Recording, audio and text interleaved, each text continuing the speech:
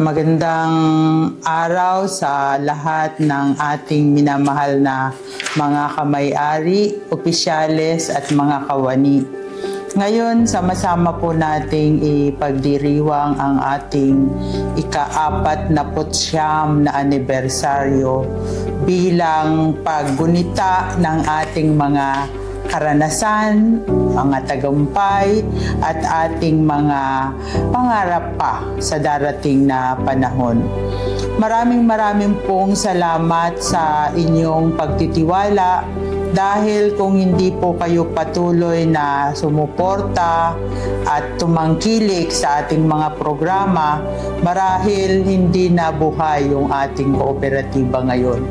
Pero ito po ang patunay bakit isang hakbang na lang aabutin na natin ang ika-50 years na anibersaryo natin. Balik tanaw lang tayo sa ating mga nakaraan. Kung titingnan natin, noong dati ay 7,000 lang yung ating ari-arian.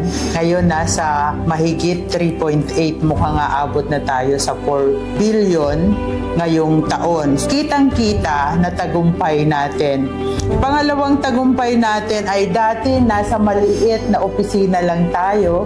Nagkaroon tayo ng malaking opisina din. Dati nangungupahan tayo, nakabili tayo ng lupa at nagpatayo na tayo ng isang gusali. Pero masikip pa rin tayo. At ito po yung isang tagumpay natin.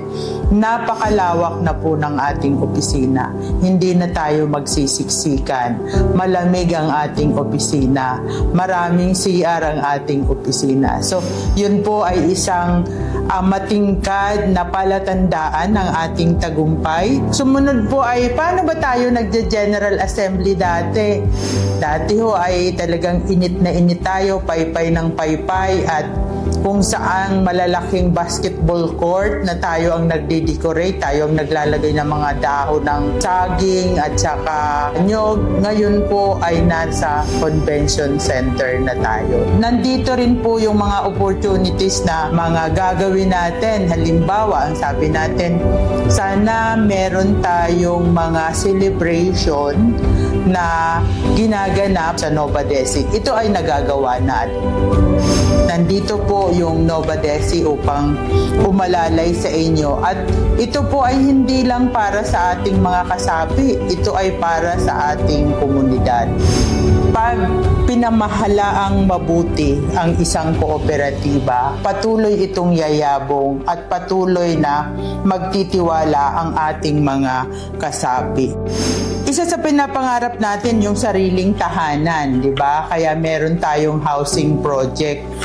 Marami tayong challenge, marami tayong hinaharap, pero meron tayong paunti-unting nagawa. Halimbawa yung ating NTC na kung saan ay binili natin dati, matagal na pinaggastusan. Ngayon po ay ginawa na nating 5 unit ng housing at ang pangunahin nating binigyan ng priority ay yung mga kawani natin na nangungupahan. Yun po ay isang tagumpay natin ngayong taon.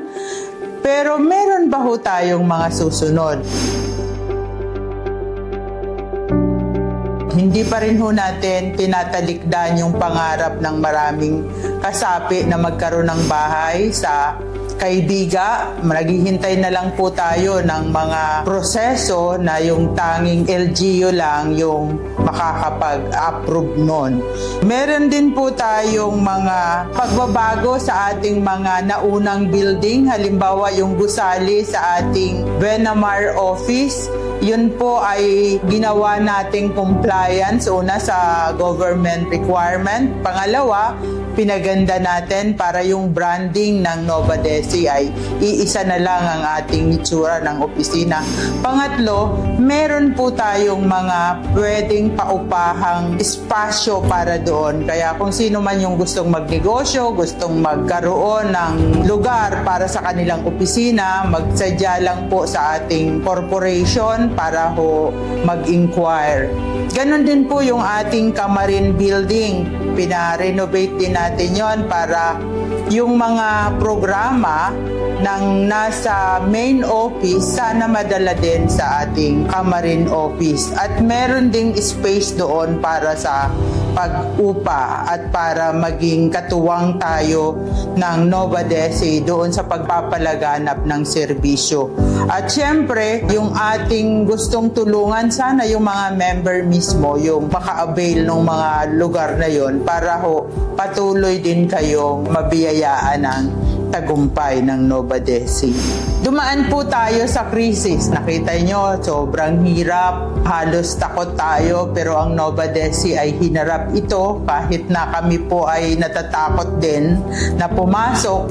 Pero buong tapang naming hinarap na buksan yung opisina, nakita natin yung hirap.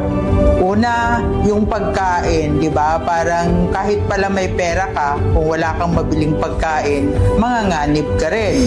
Kaya kasama sa ating inaral ay magkaroon talaga ng seguridad sa pagkain. Una, yung ating mga kasapi, at pangalawa, makatulong tayo sa ating gobyerno. Kaya tayo po ay bumili ng farm sa Nueva Ecija at pinagmamalaki naming ibahagi sa inyo na yung ating bigas ay aniya ng ating farm at aniya ng ating mga kasapi na magsasaka. Yun po yung isang ginawa nating pagtulong sa mga magsasaka. Ngayon hindi na ho sila nabibiktima ng mga pagbili ng sobrang baba kasi si Nova Desi ay itinuturing silang kasama, kasapi, kaya inaalalayan natin sa pamamagitan ng pagbili din ng ani nila na nasa makatarungang halaga.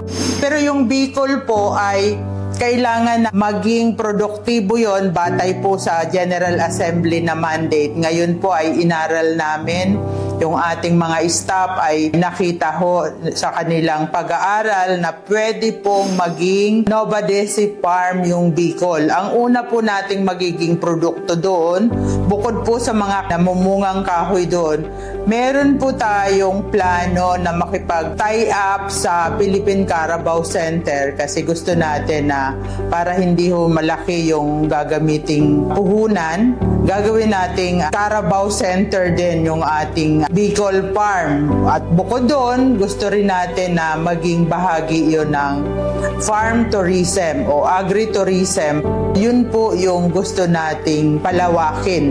Kung magbabakasyon po kayo, unahin na natin yung ating sariling bayan bago kayo pumunta. Kasi kung pupunta kayo sa ibang bansa, mas higit na maganda ang bayan natin. Kaya yun po yung programa natin, paunlarin yung ating lupa sa Bicol at makipag-tie up, makipagtulungan sa ating tourism government office. Yun po yung isang plano at siyempre yung patuloy po nating pagharap sa ating mga susunod na magiging tagapagtaguyod ng ating Nova Desi. Kaya yung Aplaton ay muli nating bubuhayin.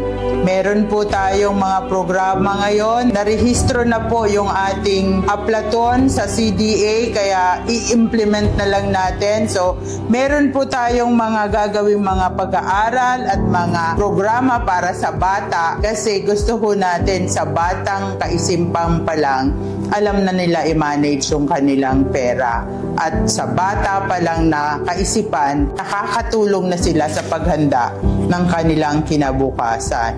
Yun po at tayo po ay magdiriwang ng ika-49 sa September 3. Abangan nyo po yung ating ilulunsad na bagong jingle ng Nova Desi at siyempre pupunta na rin po tayo sa TikTok. Kaya kung may mga magaganda po kayong content na ilalagay, so welcome po kayo. Pero abangan nyo po yun, ilulunsad po natin yun.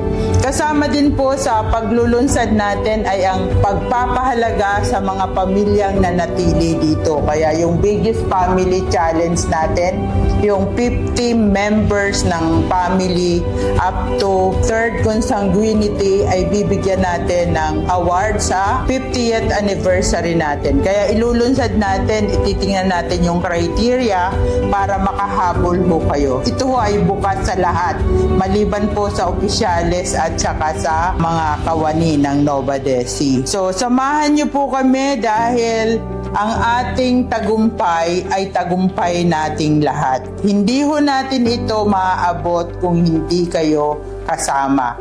Kaya muli, magkita-kita po tayo ng September 3. Ilunsad po natin ang ating maigting na pagsama-sama at tayo po ay lalakad patungo sa ginintuang kinabukasan. Maraming salamat po.